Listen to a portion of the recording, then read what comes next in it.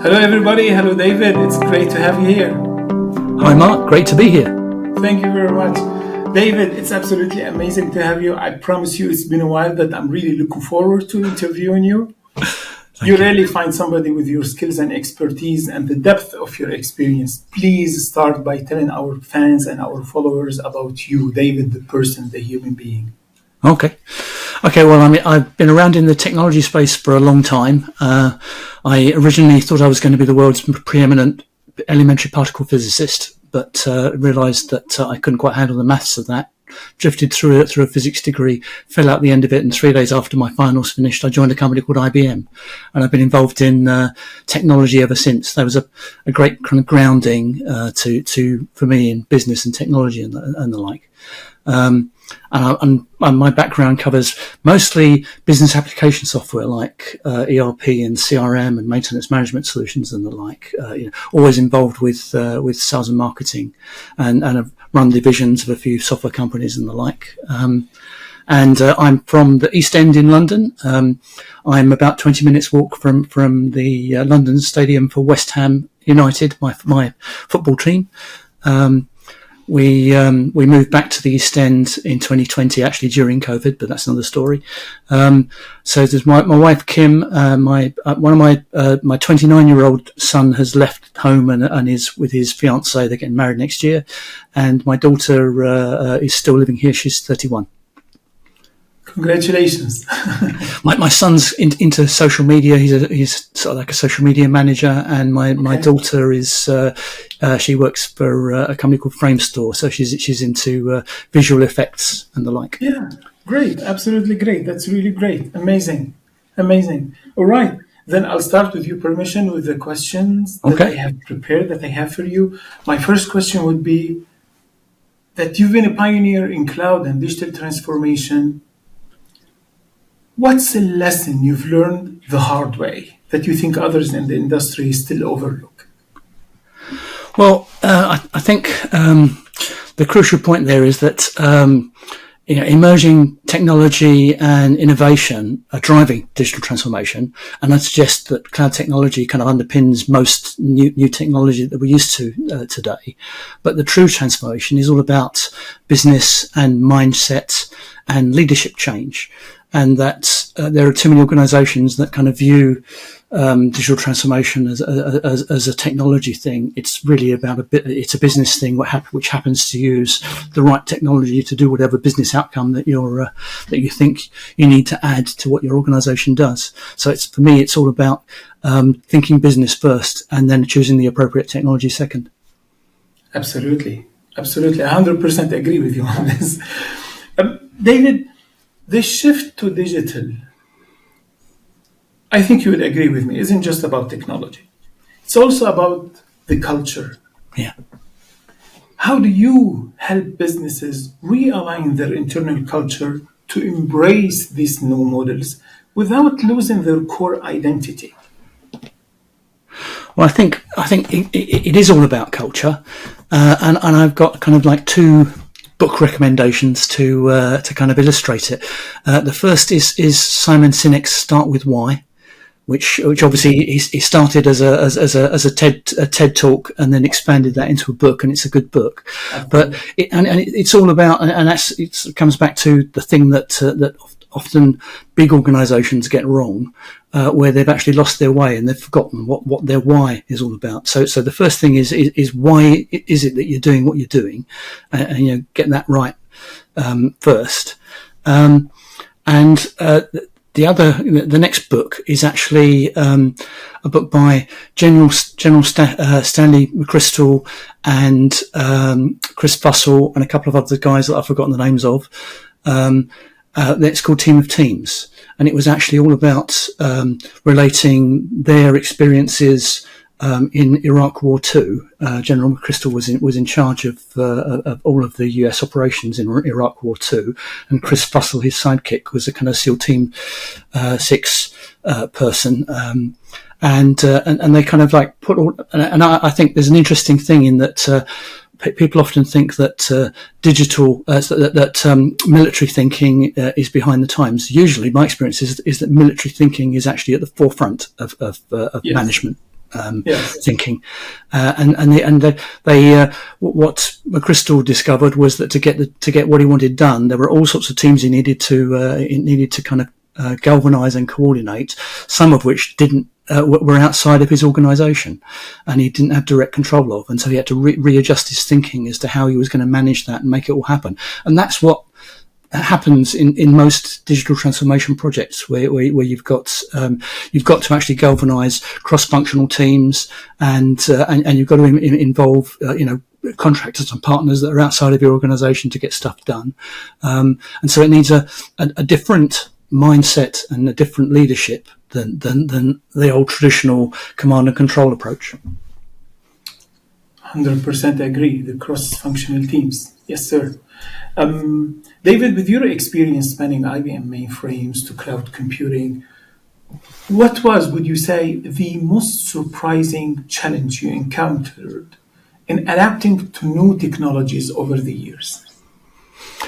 Well, I mean, you're right that I've been around since the time of the mainframe, so it's a long time in technology, and it's just interesting. Obviously, the World Economic Forum kind of splits the Industrial Revolution into 4 phases, and so the third Industrial Revolution kind of starts in 1969, and they haven't actually got an end date for it. I shall come on to that. Where you went from the mainframe to the mini computer to. I mean, I was in IBM in 1981 when the personal computer was announced. And then and interestingly, in that third industrial revolution, we had a technology change that happened every 5 or 8 years, and some organisations disappeared because they couldn't handle the new technology change. And new organisations come up, and you can see those phases happening right into the 2000s. And then I'd argue that 2007 is the year when we shifted from third industrial revolution to fourth industrial revolution, because that's the year that the iPhone was released originally as a closed system, but he opened it up to developers in September 2007. It's when Facebook opened up their platform to developers. It's when we started to use social media in business properly for the first time. It's when a whole bunch of things, and obviously, so we got the other big thing was the shift to cloud. We've been talking about software as a service and hosting. 2007 was the year we actually started to use the cloud term generally in business. So I marked that as the shift. And then from then on, the difference is that instead of technology happening in nice intervals, there's loads of technology change happening simultaneously. And we've been living that up until this last year or so. And so for me, it's actually the speed, the rate of change is the thing that I pick out as the most important kind of characteristic that I've had to adapt to and get used to, and recognise that there's all this new stuff. And then I'd argue that actually 2023 was the start of, whether we call it the fifth industrial revolution or the third wave of the internet or the AI era, I don't really care what you call it, but we all experienced an amazing explosion of AI when OpenAI had been working on all sorts of GPTs, which we didn't really hear about in the marketplace, and then suddenly they put a chat interface into their generative AI GPT, and suddenly we can all try it. Suddenly it's democratized. Everybody's tried it, and everyone's finding use out of it. So I think 2023 is the start of a new era, which is going to change things again. And when we went from 1 to 2, we had to relearn how sales works, and people bought differently from 2007 onwards. We're now going to have to relearn stuff again, because if you add in things like augmented reality, mixed reality, we're all going to get used to agents helping us, AI agents helping us. There's going to be stuff to do with distributed ledger technology. There's going to be quantum computing potentially. There'll be a bunch of other things which will come together and change things again. I guarantee you, in 5 years' time, we will not be working with the kind of websites that we've been used to for the last kind of 10, 15 and more years. Things will be very different. 100% agree with you, and I would like to speak with you later about AI and how this is changing our lives. All right, this is great. At the Swiss quality, we often see companies struggle with balancing innovation and maintaining their legacy systems. How do you help clients find the right balance between the two in their digital transformation journeys? It's a very good point, very important. I actually argue that every system's legacy the day after you go live with it. But obviously we've got legacy mainframe systems that are running an awful lot of the most important transactions on the planet, and that's that's the world we live in, and that's not a problem. That's just the way it is. So from my point of view, a particular an organisation that wants to transform, be innovative, and work with the legacy systems, they have to assess where they're at. In terms of the landscape that they've got, but then it's all about actually not the technology, but the business outcomes. What business outcomes do we need to kind of do for this new way of working that we're thinking about? So I think you have to after you've assessed everything, and you recognise that we're not going to just replace the mainframe or the legacy systems. There may be specific systems where there's no point in changing it. It works as long as I can get to the data in that system to use it for other things as well. There's no point in throwing away those legacy systems unless there's a reason to. So I need a plan. I should be thinking agile, doing things as fast as possible.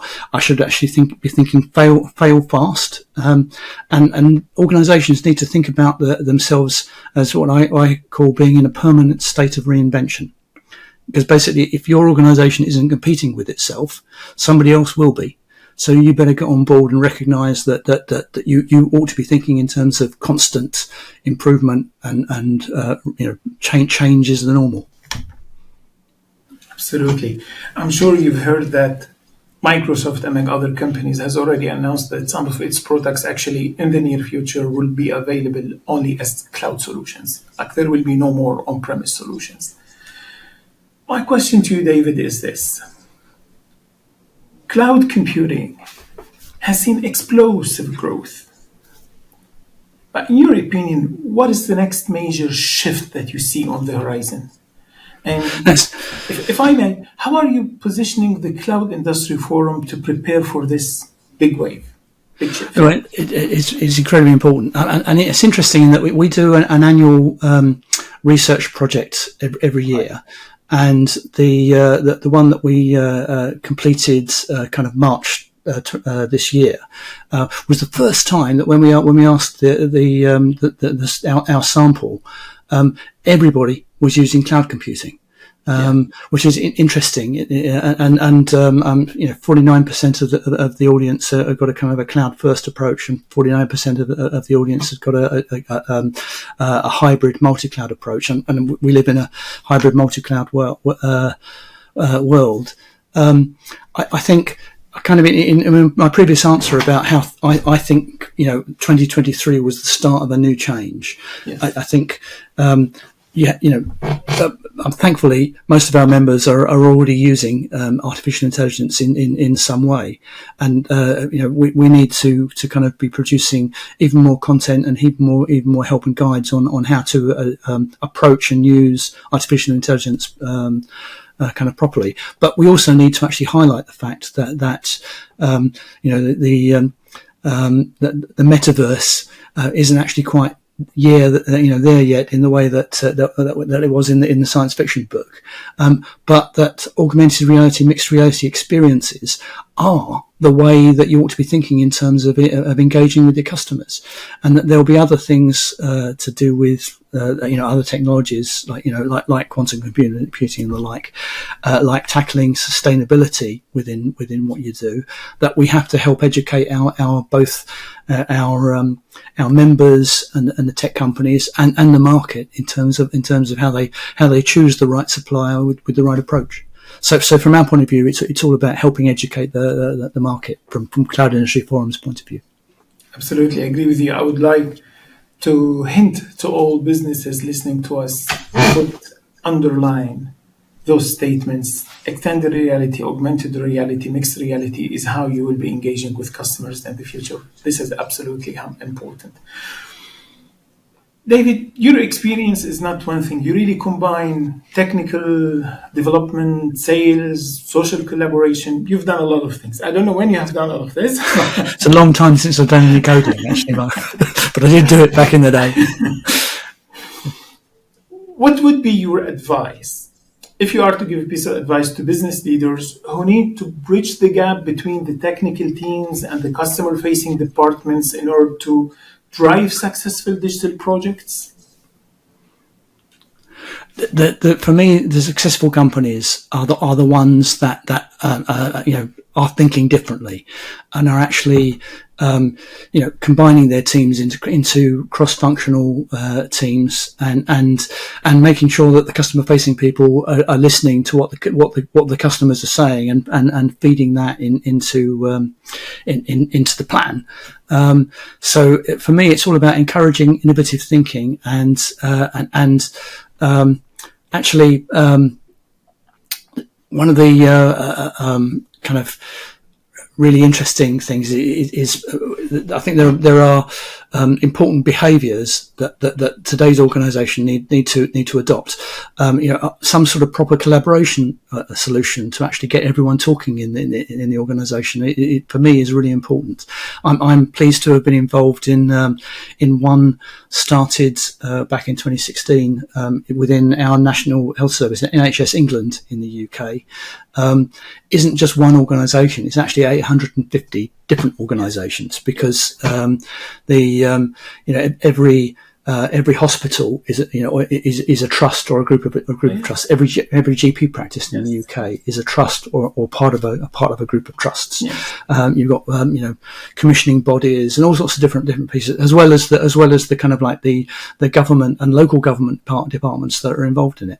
So that they put together a collaboration solution called Future NHS, which kind of floats across all these organisations and allows them to talk to each other. And that's what the kind of thing that organisations ought to do if they're not doing it already. I mean, maybe they're using email and the like to communicate.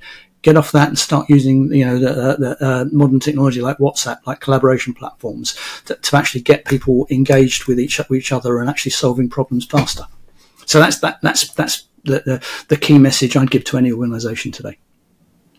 Thank you very much for sharing this. David, when you see how people when you see how businesses adopt the digitalization and the digital transformation and they decide to go down that journey, you often hear decision makers saying that actually they want people to do more with less. Like, this is very often how it was sold to them, that people would be able to do more with less through digital solutions. In your opinion and experience, what is one area where you think companies often cut corners but actually should be investing more? For me, that's an easy question. It's investing in their people. This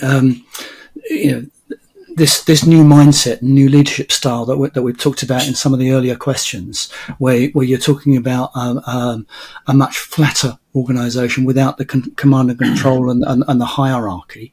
It's all about investing in your people at all levels. So I think the corners cut are often actually allowing people time to learn and experiment, whatever their job is within your organisation. You ought to have a mindset that you allow them to learn new things and to invest in the people, because that's the heart of the organisation, and it's the bit it's back to the start with why thing. It's one of the crucial aspects of getting everyone in the team to be contributing. But they'll only do that if you're investing in them and actually getting them to learn what the latest stuff is and to understand that as well as X, they need to be worrying about TikTok and the like, depending on what business you might be in. David, you've been involved with events worldwide. From what you have observed, how does the digital transformation mindset differ between regions like the UK, Europe, the Middle East, the USA, whatever you have seen? It's interesting. I think if I go back to 2007, we had very different approaches in the different regions. But I think there's been a levelling out, and I think that I guess maybe here in the UK our thinking is more data driven, and maybe in Germany it's more to do with different legislative kind of requirements of the particular region of Germany you're in come into play, and so that maybe there are some differences. And maybe in the Middle East, it's because a lot of the innovation is actually government funded, which makes it different. But I think that the actual approach to transformation, there's been so many good books and learnings done. So there are great frameworks and there are great playbooks to help get your digital transformation approach right, and to do some of the things that we've talked about so far today better. So I see there's a levelling up, and there's more doing similar things than differences, like there was maybe in the last 10 years or so. Absolutely. Tell me, please, a bit about the name Agile Elephant. How did you come with this idea of an elephant that is agile? Right, yeah, which has taken a back seat because my cloud industry forum role actually takes up about 150% of my time at the moment. But I mean, Agile Elephant. I mean, probably the most exciting project that we got involved with is actually the NHS England project that I mentioned earlier, and that's kind of interesting because we met them in 2017, just shortly a month or two after they started. They'd already got to 5,000 users of this collaboration platform, and they employed us to build the business case so they could grow it to 12,000 users. And then we've had a relationship with them ever since, reporting on where they're at and helping them get to the next level. And the most recent report we did with them is in 2023, which was to actually help them do the business case to take it from where they were then, which was 355,000 users across about 40 different kind of work groups, to 600,000 users. So I think that one of the kind of things that struck me is how a complex and multifaceted enterprise organisation can actually jump on an idea and for it to grow. Even amongst all of the complexity and the politics of something like the NHS, and I mean they're on track for that 600,000 users. The next stage will probably take them to more than 1 million, which will actually mean the majority of people within the NHS are using that collaboration platform for good, and we actually kind of justified it on the kind of like the boring kind of admin stuff. That's how we kind of made the business case. But recognizing that actually getting clinicians and people together to kind of collaborate and do stuff. You've got some amazing stories in there that are actually have saved many lives and done some real fantastic good. It's a really brilliant kind of public sector success story. Is this future NHS thing? And so that's one of the things that I'm most proud of, to just be a little kind of like a part of helping that along. There's a great team of people within NHS England and the distributed parts of NHS that have really done the job. But it's been great to be involved with that. Great, absolutely amazing to listen to you talk about this. Okay, so now we know what the Agile Elephant is. Mm-hmm. In your role at the Agile Elephant, you've been at the forefront of transforming organizations like the NHS that you mentioned. What's an unexpected insight that you've uncovered when working with enterprises that initially weren't open to the change? Oh, that's a really tough one. Take your time. It really is tough. I'm afraid that too often the projects of actually getting across these messages about needing a different style of leadership and needing a different approach have been the things that we've uncovered. I guess I guess I'd go back to the story I just told. In that, the most surprising thing for me has been how big organisations have actually embraced some of these things quicker than I expected to. So, an organisation like NHS, the adoption has actually been much faster than I would have expected a large kind of enterprise organisation to do. But that's actually part of the reason why that company is called Agile Elephant. I mean, one of the books up there is actually Rosbeth Moss-Kanter's book that fed into Lou Gerson's book about making the elephant dance, which when he talks about his turnaround of my old company IBM, and to recognise that actually big organisations can actually be agile and change fast is surprising and really good. Yes. And it's like I say, it's one of the several reasons that consulting company is called Agile Elephant. Absolutely. In the discussions that you've had preparing for this discussion, you said you've hinted that there might be actually an announcement coming soon, but I'm really frustrated with there's something. So yes, so Cloud Industry Forum is a not-for-profit trade body. Membership organisation, obviously championing and helping accelerate the adoption of cloud technology. And obviously, we've kind of said that. I mean, it started in 2009, and here we are in 2024. Cloud's almost a given. Most organisations, or every organisation, is using cloud in some form, even if it's only because they're using Microsoft 365 for their email. But then obviously, the important thing is we live in a kind of like a hybrid cloud world where we pick and choose what platforms can be public, what platform, what needs a private cloud, what needs to carry on running on the mainframe, whatever it might be. We live in that kind of mixed approach. Basically, I want Cloud Industry Forum to kind of open out and do and cover more things and be able to actually afford to do more of the education and we're a forum, but I want us to be a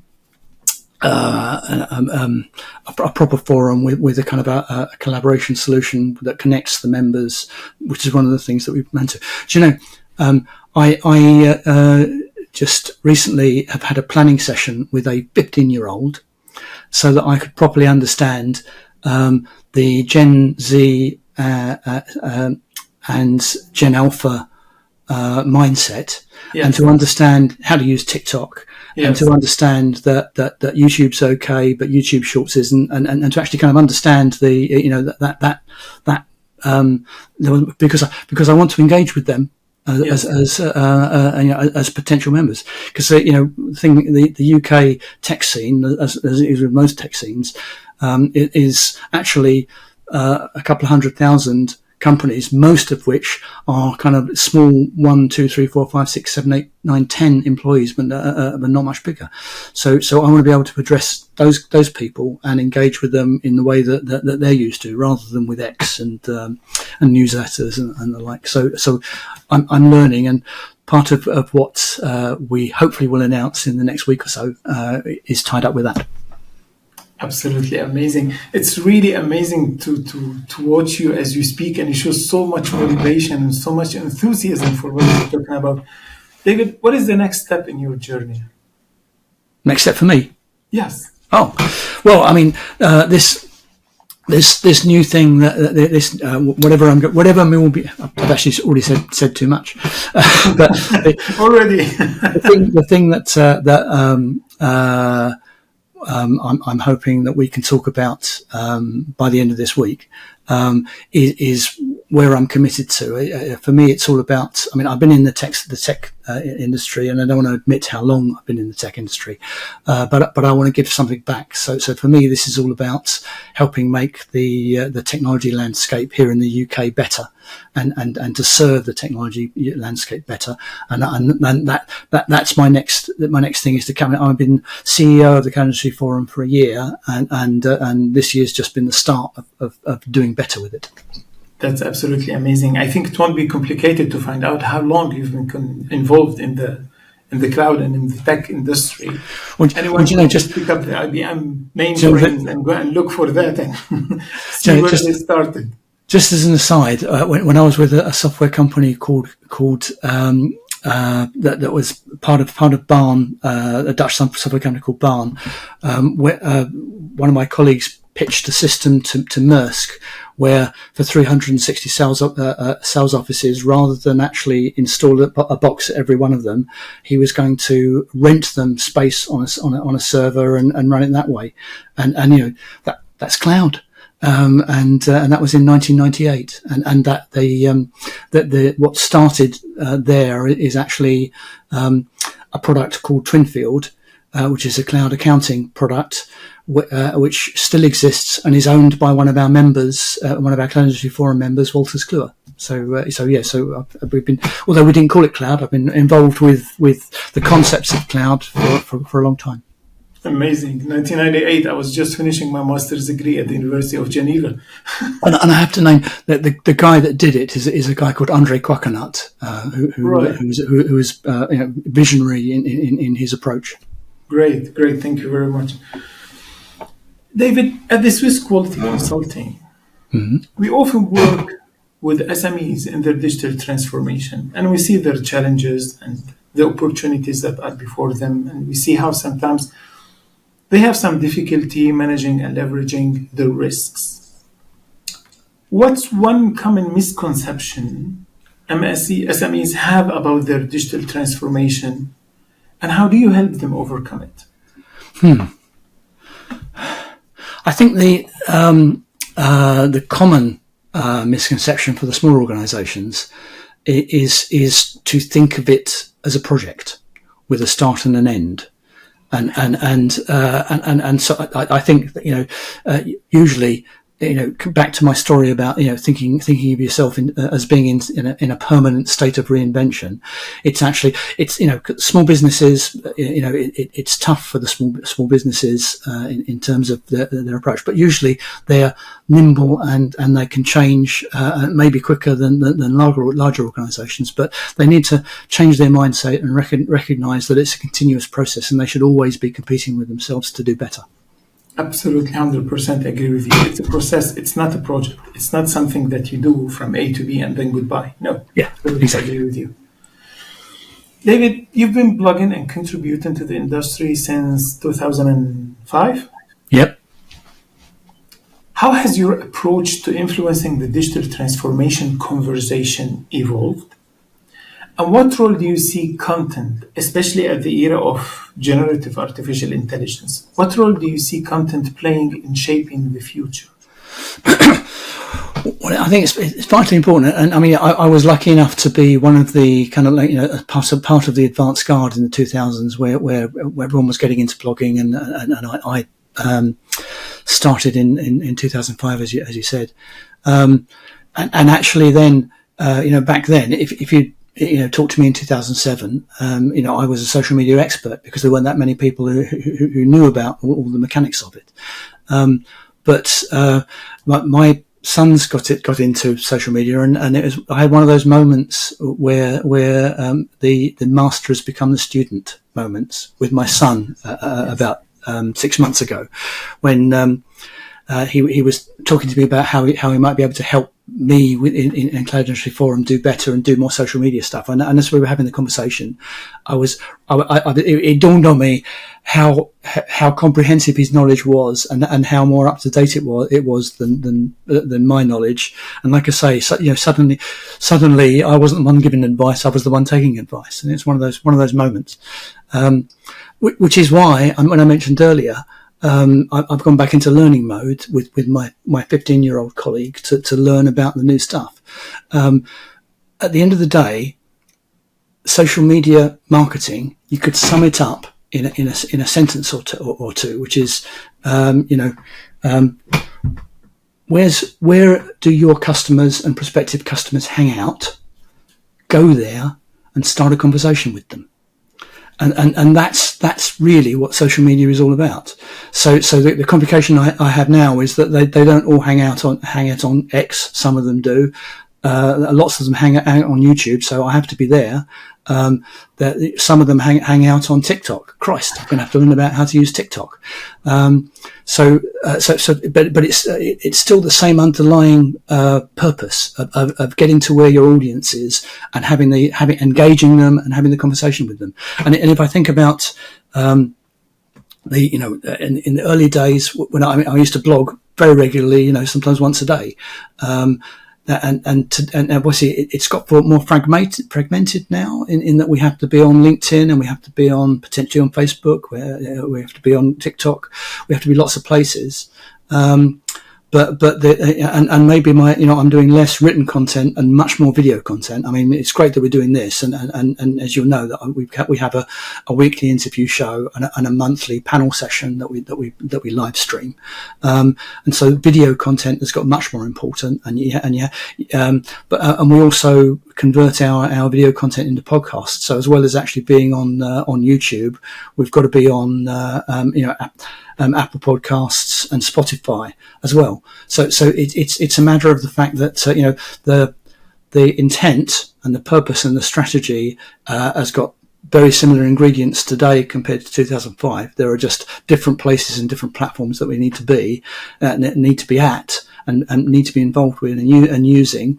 And the trick is to actually be ahead of the curve, so that the next change happens when it's shifting to much more augmented reality and mixed reality, that we're there at the start of it rather than in catch-up mode after everyone's got used to using that stuff. Absolutely amazing insights. David, where do you see the role of artificial intelligence, especially generative artificial intelligence, in the future of marketing? Well, I think we're only just, if you go to any event today, there's going to be an artificial intelligence component to it somewhere on the agenda. I think that the approach that the providers are making with Copilot and with agents and the like makes perfect sense, because because artificial intelligence is one of those things where it's all about marginal gains. It's all about doing better the different ingredients of what you do. And obviously there are some areas where it's going to make a huge difference. So in health tech, for example, because of the way that you can analyze the data and do the pattern matching, there might be amazing new drugs that are going to come onto the market that only exist because of the generative artificial intelligence that brought that helped generate them. So I think it's crucially important. But it's not stopping. It's going to be different in 2 years' time. But organisations need to embrace artificial intelligence and be using it both for how they engage with and work with their customers, as well as how they internally as an organisation do a better job.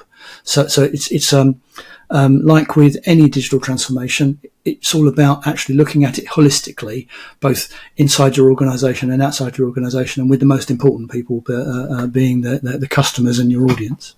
Absolutely. How often do you use ChatGPT? almost every day, and Gemini and the like. But almost every day. And sometimes it's. I mean, sometimes it's to trigger an idea, and I'm actually. One of the things that I'm hoping to bring into the Cloud Industry Forum is a new product that I've just come across. That is a new version of something called Tava Discovery, which is a research tool, which actually really helps you whatever it is. It's a bit like. What's that? Perplexity. Have you used Perplexity? So if you think of something that combined the answers you get out of Perplexity with something that captures all of that and does the kind of things that you want to do with it, okay, that's great, but give me a summary of that thing, and that's great. I actually want to do a blog post.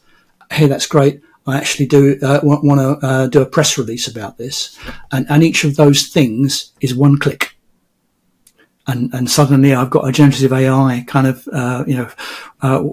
giving me the blog post version or the press release version. And so it's things like that are going to help us. And so as well as ChatGPT, I use that a lot as well. And I'm hoping to announce a partnership with that organisation for our members very soon. That's amazing. That's amazing. Do you use ChatGPT already today for content creation? I have a bit. I've tried to kind of, as any writer, it's frustrating to watch generative AI do such a brilliant job of coming out with coherent stuff. But I'm using it sparingly, and I'm more using it to kind of trigger ideas and to kind of inspire you with the things you haven't thought about. But then getting down to, I guess that's partly because it hasn't learnt my voice yet. But like I say, it's more to do with triggering ideas for me at the moment. But however, in 6 months' time and a year's time, I know I'll be using it differently. Absolutely. I published yesterday an article on LinkedIn where I mentioned an experience that happened with me. I was trying to create graphic designs for infographics, something visual designs that we could use for infographics. And as I was going through it, I was frustrated by how sometimes you ask it to do something like, for example, draw a circle of shapes. Yeah. And with nothing inside, and it draws 3 layers of 3 circles, one in the other, and draws way more than what you asked for, like something completely different. And something, just cheekily, something came to my mind, and I asked actually ChatGPT through DALL-E, of course, to draw a leader. And I insisted on a leader, like a genderless leader, among other people. And it drew, of course, a man, as you may expect. And I said, repeat. And I drew another man. And I said, repeat. And I drew a third man, and a fourth, and a fifth, and a sixth, and a seventh. And only on the 8th trial, it drew a woman. And then I put the question to ChatGPT saying, why did you draw 7 men before drawing a woman? And of course, it realized it has made a big mistake. So it came by saying, actually, it's random. And I said, it's not random. The possibility of this happening is very, very, very small. And then it came with an apology. That's interesting. How confident do you feel about using ChatGPT today in generating anything that you can use professionally?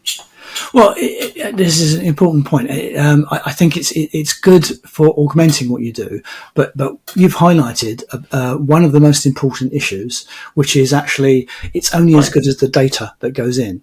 And obviously, one of the complications we've got is that the starting point for ChatGPT is all if it's all the data that's on the internet. Yes, at the moment, lots of that data is very, very biased. And one of the things that we champion at Cloud Industry Forum is the whole women in technology topic. And I can't remember what the current percentage is in terms of women in tech in the UK, but it's less than 20%. It's something like 18%. And they are all used to the answer you just got with where it came up with a male version 7 times and only a female version only on the 8th.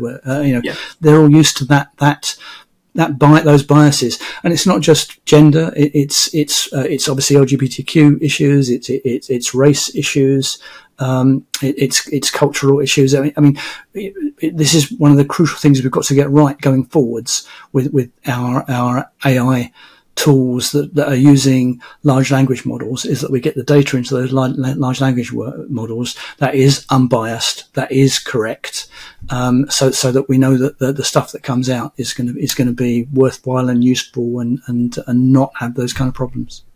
Yes. How would you eventually, David, answer people who say that if we start curating the data that we feed to artificial intelligence models, basically we're kind of preparing it to say what we want it to say, so we are already biased at the origin? No, it's a very important point. I mean, and obviously, there are instances where that might be the right approach, but there are lots of instances where we need to actually anonymize it and kind of have work from the starting point that I'm going to have as few biases in this data set as possible. so that we get the right outcomes and the right answers for that other half of the population that is just as important as the male half. And I have to say, it's kind of terrifying. I mean, if you'd told me when I was a kid, like an 18, 19, 20-year-old, that we'd still be talking about these issues, here we are in 2024, I would have said, "No, you're crazy. We'll have all these problems solved by then." Because obviously I'm a baby boomer from the the time of hippies and the like. I thought we'd have all that sorted out by 2024. It's horrifying that we still have these problems, and that's one of the reasons why it's really important for me to make sure that I get as a diverse a mix of speakers on the shows that we do, and I mean, it's really tough for people running events because of the fact that the it's less than 20% women. It means that they're it's tough to actually have a properly gender balanced panel session every time if you're running an event. But we've got to strive and do better. Would you agree that probably the solution is to start at school level by having proper education that teaches actually that equality in genders is just fair? I totally agree, and there's and it's gone completely out of my brain, Mark. But so I had a woman on my show about 6 months ago who's driving a program that's funded part by government, part by a couple of Cambridge universities, and I'll remember the acronym that it stands for in a minute, but it's gone from my head. But that's all about exactly that, about getting girls and women more engaged with the STEM topics and more engaged with technology in school. So it's a thing that we don't do enough of, and it's great to. I mean, I'm proud that she was on, and I'm devastated I've forgotten her name. Okay, you will remember it later on. You can send it to the show. Unfortunately, time is almost up. We still have maybe time for one more question. David, as someone who supports West Ham, yep, right? You understand loyalty in a different arena, but you understand loyalty. Do you think sports teams and businesses can learn something from each other when it comes to managing transformation and fan/customer engagement? Well, it's interesting. Interesting you asked the question. I hadn't really thought about it that way before. But the core thing there is as a Hammer supporter up the Irons, and actually I moved back into the East End so that I could be close to the ground. At its core, it's a tribal thing. And I'm part of the West Ham tribe, and we're walking along together in the street, and we're singing about our club, and we're shouting up the Irons and shouting. Sometimes they shout stuff that I wouldn't want to say here, but that's the nature of football. And I'm pleased the fact that at my club there are lots of families and lots of women, and it is a family oriented audience. But the key thing there is actually engaging your audience so they feel like a tribe, and so that they want to support you. They want to be your advocate when you're not there. And so a lot of that translates to the way we would like to be engaged with our customers, so that they're actually singing our praises and talking about our product and our services when we're not there. So yeah, there's absolutely stuff to learn from that tribal nature of sports. David, it was an amazing discussion. Thank you very, very much. Anything that you would like to say to close this wonderful show today? Watch this space. We'll be making some announcements soon, and I'm personally very excited by it. So maybe we'll talk again soon. It would be an honor to receive you again, David. Thank you very much. It was really amazing to talk to you today. Thank you, David. You have a great, great day. Thank you so much, Mark. Thank you. Thank you.